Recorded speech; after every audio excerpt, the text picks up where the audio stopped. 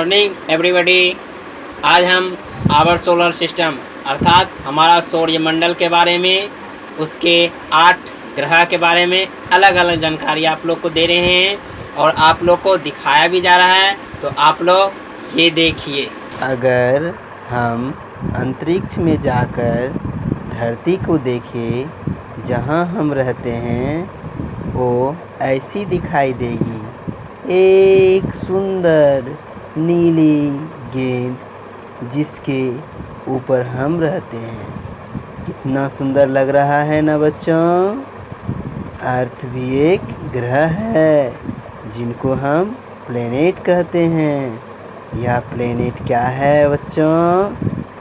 Planet एक बहुत बड़ी गेंद है जो तारे के आसपास घूमती रहती है और प्लेनेट की खुद की कोई रोशनी नहीं होती है।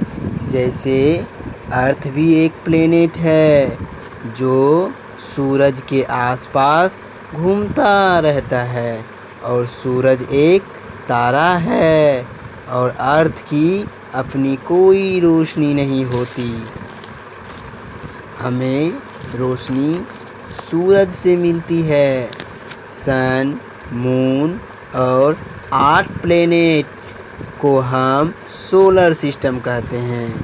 अगर आप इस वीडियो में देखें तो आपकी छोटी छोटी और अलग अलग की गेंदें एक पीली रंग की गेंद के आसपास घूमती हुई नज़र आएगी। जो पीली गेंद बीच में दिख रही है ना बच्चों आप लोग को, वो सन है। सन में सूरज होता है। सूरज के आसपास ही बाकी सब गेंदें यानी प्लेनेट घूम रही है। उनके इस घूमने को अलग अलग छोटे छोटे टॉर्चों में बताया है। चलो हम अलग अलग प्लेनेट्स और उनकी विशेषता के बारे में सीखते हैं। सूरज के दूर होने के क्रम में सीखते हैं। ये मरकरी यानी बुध ग्रह है। यह सोलर सिस्टम का सबसे छोटा प्लेनेट है और सूरज का सबसे निकट है। इसके ऊपर वातावरण नहीं होता है। इसके कारण सूरज की किरणें को रोक नहीं पाता और यह दिन में बहुत गर्म होता है और वातावरण नहीं होने के कारण रात में बहुत ठंड हो जाता है, क्योंकि सूरज की गर्मी को अपने पास रोक नहीं पाता है। सोचो, दिन में बहुत गर्म, रात में बहुत ठंडा। इसके बाद है वीनस। वीनस में शुक्र। यह सोलर सिस्टम का सबसे गर्म ग्रह है क्योंकि इसके ऊपर का वातावरण बहुत घना होता है। जैसा कि आपने मान लो मोटा कंबल ओढ़ा हो और गर्म अंदर ही बनी हुई है। वो इतना गर्म है कि लोहे को पिघला भी सकता है। यह बहुत चमकता रहता है क्योंकि इसके ऊपर का बादल सूरज की रोशनी को रिफ्लेक्ट करता है। धरती से दिन या रात में दिखाई देता है। अब क्या है बच्चों? धरती यानी अर्थ प्लेनेट। यह एक प्लेनेट है जहाँ जीवन है। जीवन गुजारने के लिए पानी और हवा मौजूद है क्योंकि अर्थ ना ज़्यादा गर्म है ना ज़्यादा ठंडा है। और आपको यह नीला रंग की दिख रहा है ना बच्चों, अर्थ पर यह समुद्र है यानी प्लेनेट अर्थ प्लेनेट 2/3 अर्थात 71% वाटर एंड 29% लैंड है। इसके बाद ये कौन सा ग्रह है? मार्स। मार्स मीन्स मंगल। इसको रेड प्लेनेट अर्थात लाल ग्रह भी कहा जाता है, क्योंकि इसकी मिट्टी लाल है, लाल रंग से भरी हुई है। या धरती से आधी साइज का है। और ये कौन सा ग्रह है बच्चों? Jupiter. Jupiter means Brihaspati. Jupiter सब प्लेनेट का राजा होता है। सोलर सिस्टम का सबसे बड़ा प्लेनेट है। धरती जहाँ हम रहते हैं वही जब इतनी बड़ी है तो जरा सोचो बच्चों, जुपिटर ग्रह प्लेनेट धरती से 11 गुना बड़ा है तो कितना बड़ा होगा? तो इसका रंग देखिए कितना सुंदर है ना बच्चों। इस पर जो लाल रंग का दाग दिख रहा है, ये दाग नहीं है, यह एक बहुत बड़ा तूफान है जो जुपिटर पर सालों से घूम रहा है।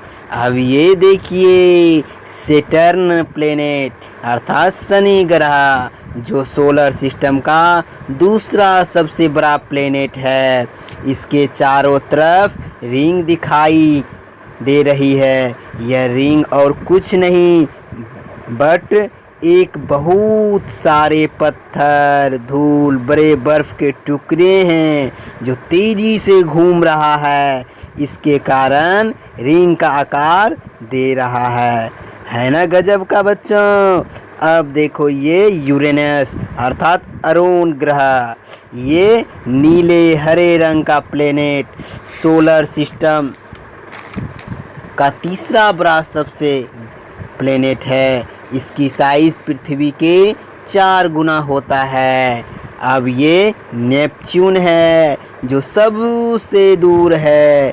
यह नीले रंग का दिखता है क्योंकि इसके ऊपर का वातावरण नीले रंग का होता है। तो आप क्या बता सकते हैं, क्या अंतरिक्ष में सभी प्लेनेट स्थिर है? नहीं, जैसा कि आपने इस वीडियो में देखा, सारे प्लेनेट स्वतः घूमते रहते हैं।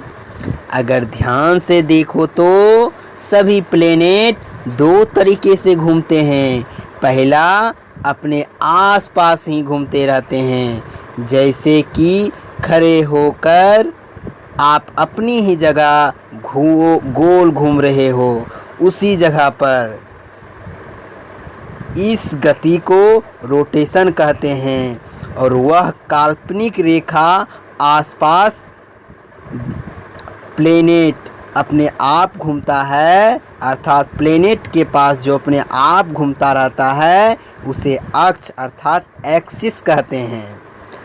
आप सभी ने कभी न कभी लट्टू तो देखा होगा, देखा है ना बच्चों। जैसे लट्टू अपने कीले पर घूमता रहता है, ठीक उसी प्रकार प्लेनेट अपने अक्ष पर घूमते रहते हैं और इसी रोटेशन के कारण हमें दिन और रात दिखाई देता है। दूसरा सन के आसपास घूमते रहता है, जिसे रिवोल्यूशन कहते हैं, और ये जिस रास्ते पर घूमता है उसे ऑर्बिट कहते हैं।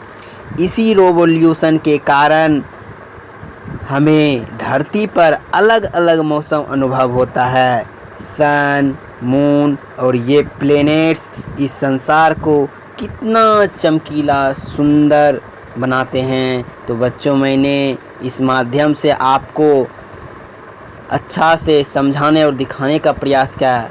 धन्यवाद।